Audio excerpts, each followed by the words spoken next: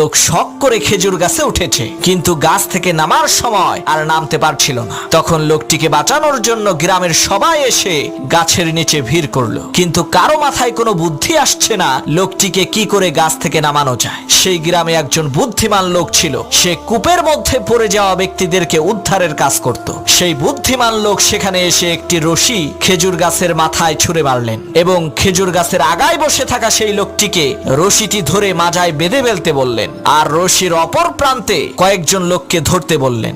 বুদ্ধিমান লোকটির কথা মতো তারা রশিটিকে ধরলেন। হঠাৎ করে সেই বুদ্ধিমান লোক বলল, এখন টান মারো। লোকেরা রশি ধরে টান দিল, সাথে সাথে সেই খেজুর গাছে থাকা লোকটি মাটিতে পড়ে মারা গেল। তখন গ্রামের লোকেরা বলল, আপনি এটা কেমন কাজ করলেন? লোকটা মরে গেল। তখন সেই বুদ্ধিমান লোক বলল, ভাই, এটা লোকটার কিসমতের দোষ, আমার কোনো দোষ নাই। এই একই টেকনিক খাটাইয়া অনেক মানুষকে আমি কুয়া থেকে বের করেছি।